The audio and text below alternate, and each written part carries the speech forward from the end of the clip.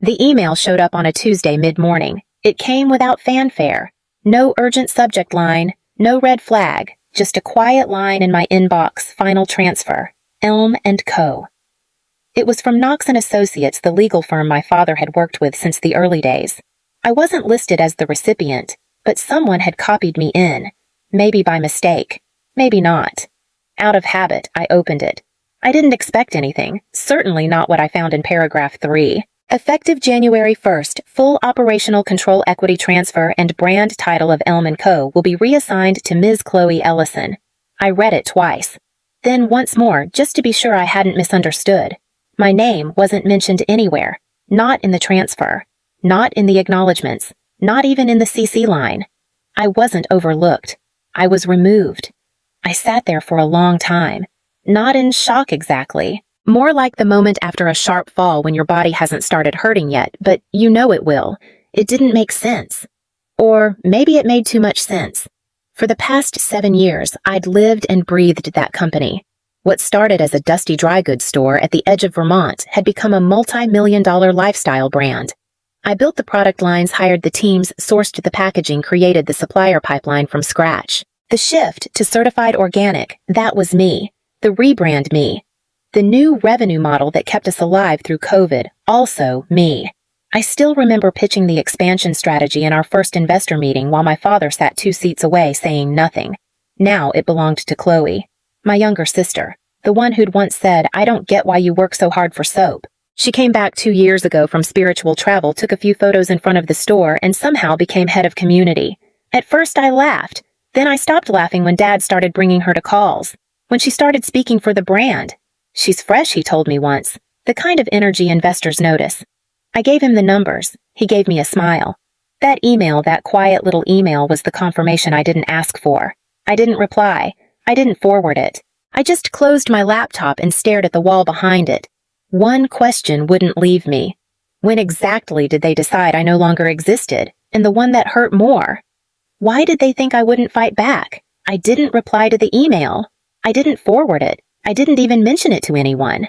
Instead, I opened a folder I hadn't touched in years, the original archive I built when we were still calling it the shop, not a brand. Inside were early brand assets, PDFs, mock-ups, supplier contracts, handwritten timelines, copy drafts I'd written on flights and edited between shifts. It wasn't nostalgia. It was record-keeping. I'd always been the one who kept the paper trail. The first logo file was still there. I remembered drawing it on the back of a napkin at a coffee shop near the co-op after a buyer said our packaging felt too forgettable. I stayed up that night teaching myself Illustrator, trying to make something that looked like memory.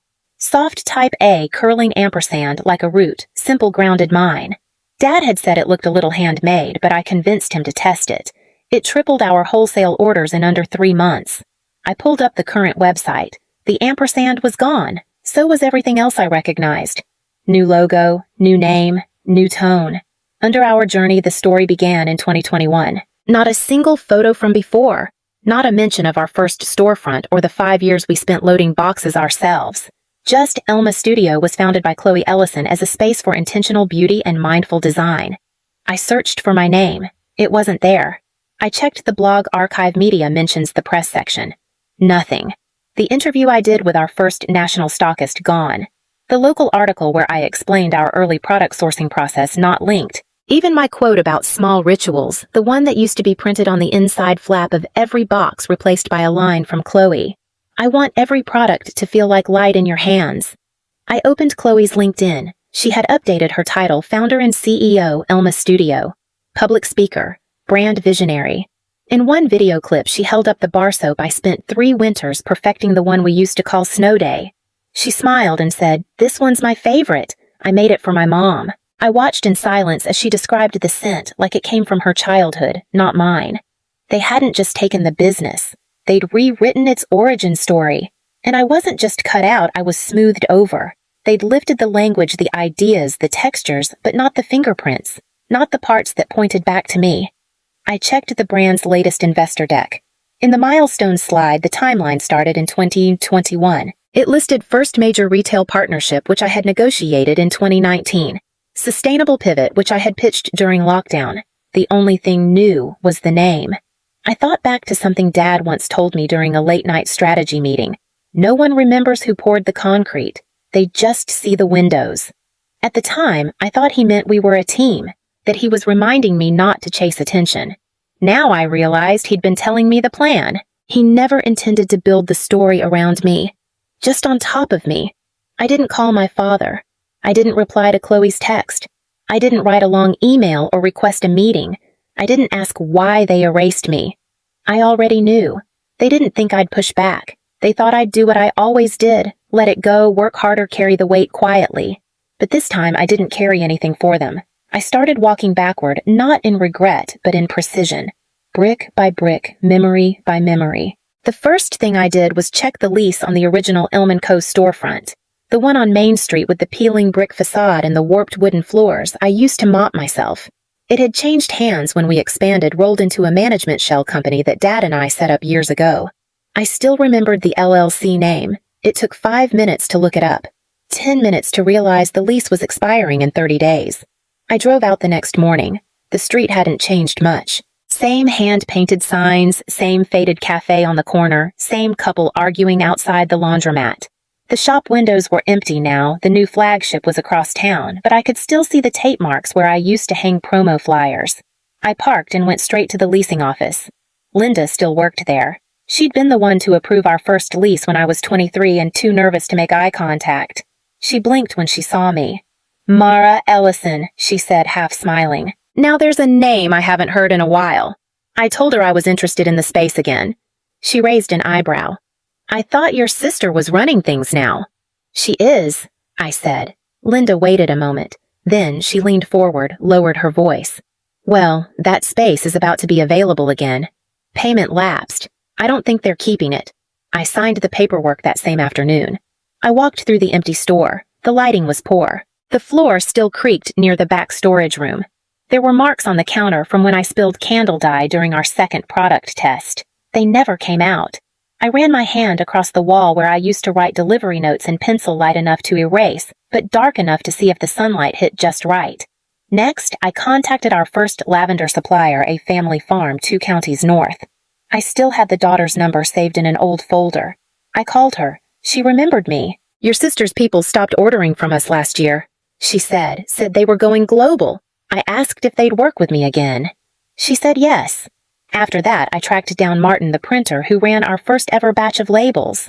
I still remembered the layout error in batch 1. The scent name had bled too close to the edge.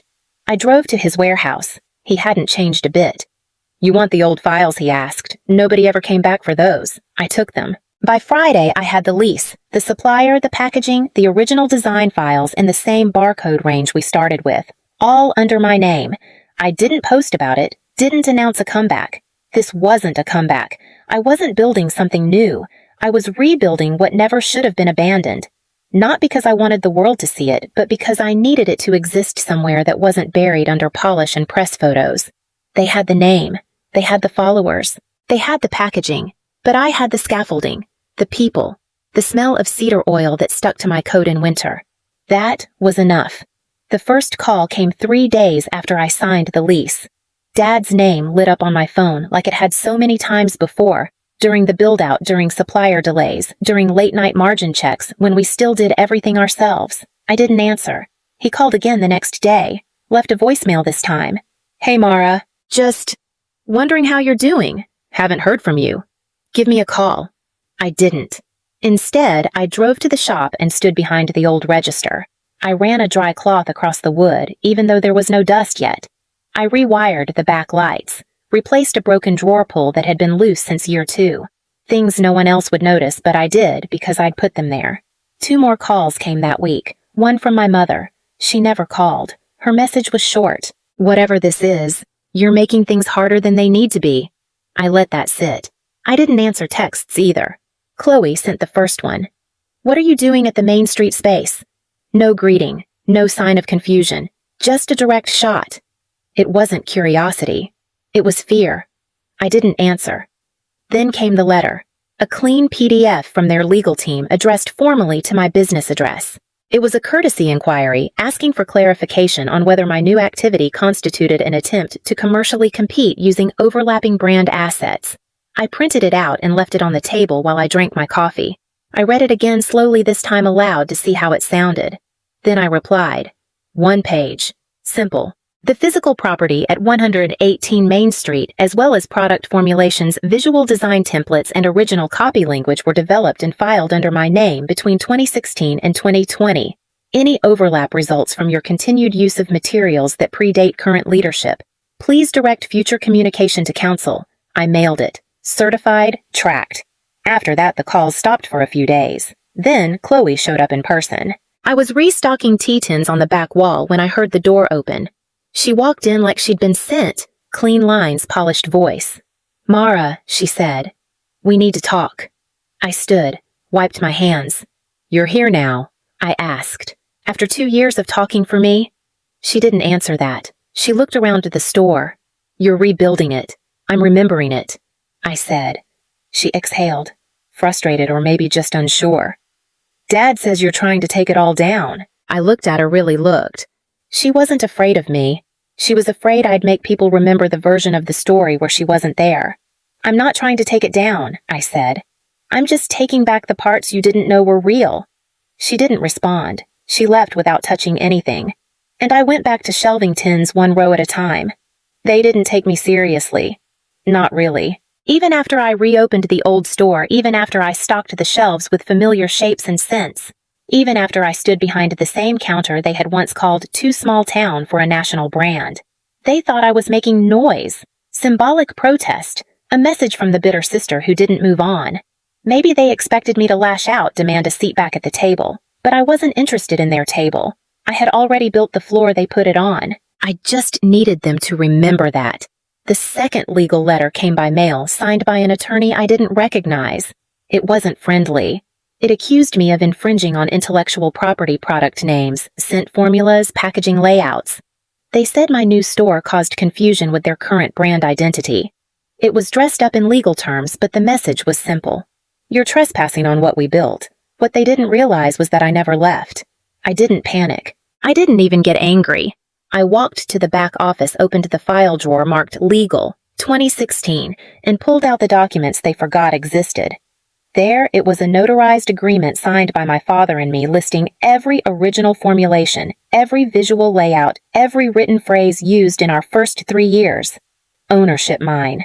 It wasn't just a creative folder, it was the foundation, and they never transferred it. Back then, Dad told me we didn't need to hire a lawyer, said it was better if I held the original documents until we figure out how big this gets. We never followed up, and they never asked for the transfer. So I filed everything under my name, quietly, permanently. I put together a reply. 1 packet. Neat, thorough, annotated. I listed what I owned, the lavender and citrus blend we called Rainlight, the original Ritual Care tagline they still printed on boxes, the layout templates I created in PowerPoint when we couldn't afford a designer. I cited registration numbers, included timelines, then I added 1 sentence centered and bold. "You have 14 calendar days to discontinue use of the attached intellectual property. Failure to comply will constitute willful infringement under federal law." I sent it by courier. Certified. No email, no heads up. 4 days passed. Then 7. On the 9th day, a junior lawyer from their side called and asked if I'd consider a licensing agreement. Legacy partnership, he called it. Said they wanted to honor the roots. I said no. Politely. No explanation. Just no. Day 12. Chloe posted a video. She stood in a neutral-toned studio with soft music playing behind her. "We're entering a new chapter," she said. "A reimagined brand that reflects who we are now, not where we began." The caption was full of buzzwords, growth, forward, vision. But what I saw was something else: withdrawal. Over the next month, their packaging changed, the copy softened, the names disappeared. The labels got cleaner but emptier. One by one, the things I made stopped showing up in their feed. No one announced it. There were no headlines. But I knew what it meant. I didn't sue. I didn't go public. I didn't send a final message or leak a single file. I just watched as they erased what they once took quietly and completely, because they no longer had the right to hold it. I never wanted to destroy what they built. I only wanted them to stop building it on top of me. The rebrand happened quietly. No public apology, no announcement of rights transferred or names removed. Just new packaging, new language, a reshuffled website. Elma Studio became Studio Elma. The shelves looked cleaner, the copy sounded vaguer, the core faded. They moved on, and I let them. I didn't respond to the lawyer's final offer. I didn't check the trademark filings to see how much they had changed. I didn't walk past the flagship store again. I didn't need to. What mattered wasn't whether people knew what I did. It was that they couldn't pretend I hadn't done it.